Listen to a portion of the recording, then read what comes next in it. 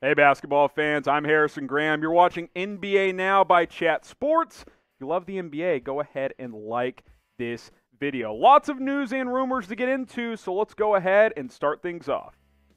Let's get into the latest Warriors news and rumors. Steph Curry is back into the All-Star game, and he has been voted in as a starter. And this is well-earned, well-deserved.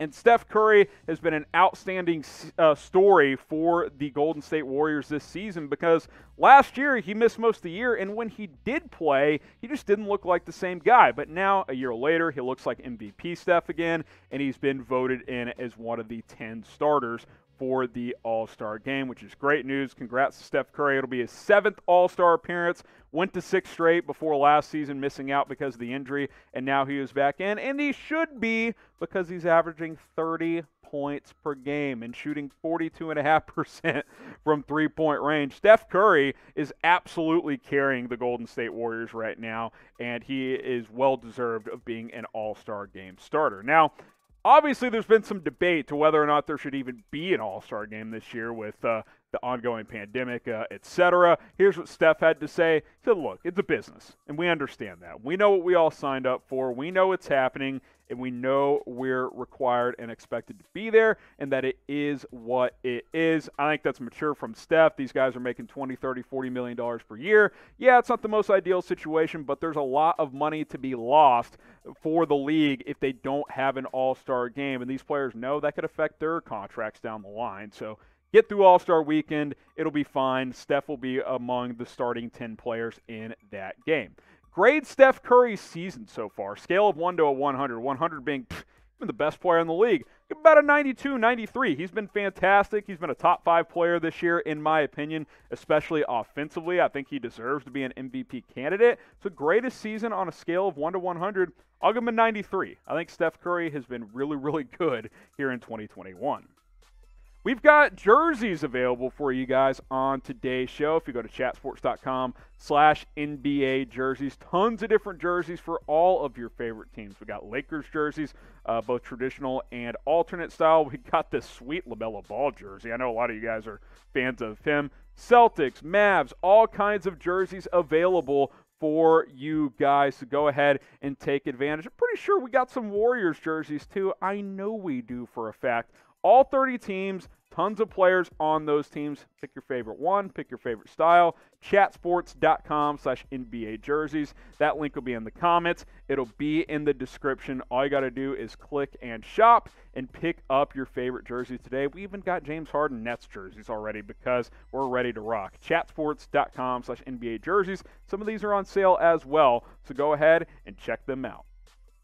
Now, the All-Star starters as a whole have been set for the 2021 All-Star Game. It is going as scheduled in Atlanta. The way the voting has gone, 10 players have been selected, and obviously 5 from the West, 5 from the East, but they changed it a couple of years ago where the top 2 vote getters become team captains, and then they do a draft. So that'll be LeBron James, that'll be Kevin Durant, and they will get to select among the other 8 players to be the starters, and then eventually the reserves as well, who have not been announced as of yet. This is how the All-Star voting process works, at least for starters. Fan voting takes up 50% of the vote, media voting 25%, and then players actually get to vote themselves. They account for the other 25%. And the All-Star Game voting starters have been set, like I said, for the East. Now, again, it's not East versus West, but the initial starters are voted East and West, if that makes sense. It's all kind of weird. East is Kyrie Irving, Bradley Beal in the backcourt, and then your front court is Kevin Durant,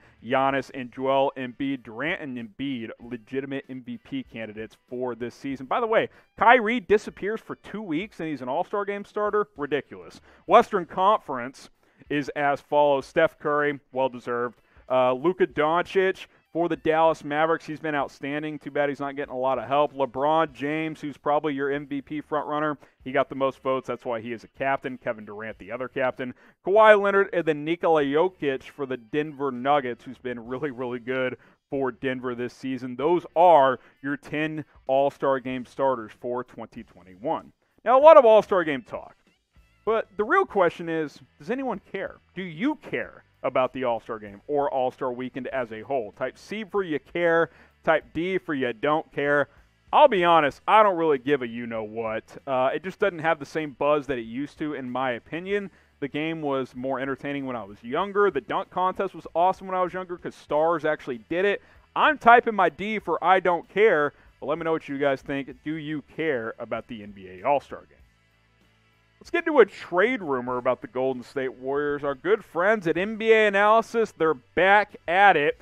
They propose a Khris Middleton blockbuster trade to Golden State. Now, we'll talk about this one, and while it might seem far-fetched, it probably is. I will at least say this, and I've said this for a couple of weeks now.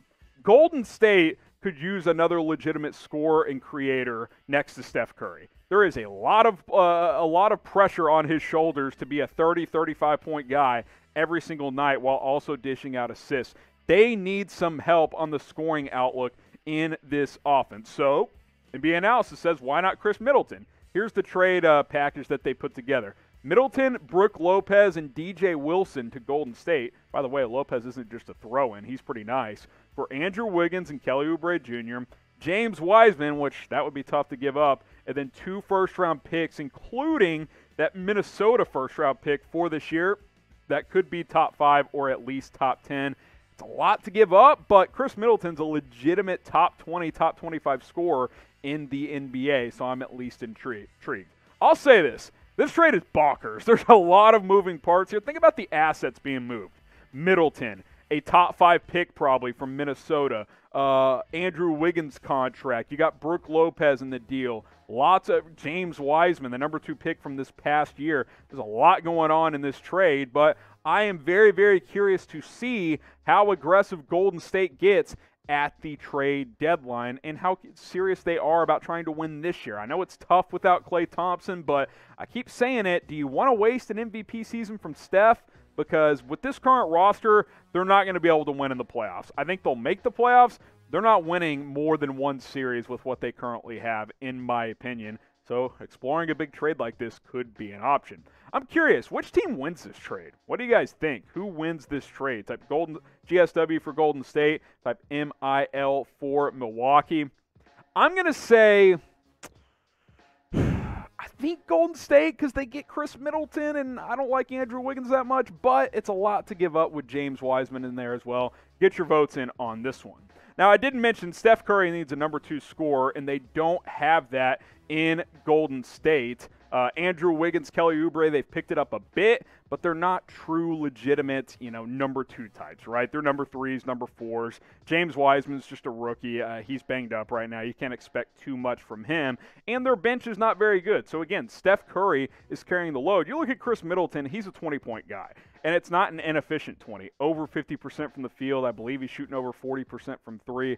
Khris Middleton has emerged himself as one of the better secondary scorers in the NBA. And Brook Lopez is a center that can shoot threes and block shots. That is very, very valuable. He's shooting about 36% from 3, 46% from the field, getting you 11 points. Not a great rebounder overall, but Brook Lopez is a pick-and-pop center that can really block shots around the rim as well. So you get 2 legitimate starters in Middleton and in Lopez. And you know what? I'm at least intrigued by this trade idea. There's a lot going on here, but I will be fascinated to see what transpires over the next 4 or 5 weeks. And we'll find out over the next 4 or 5 weeks if the Warriors will be buyers or sellers. Get your votes in. Type B if you think they should be buyers.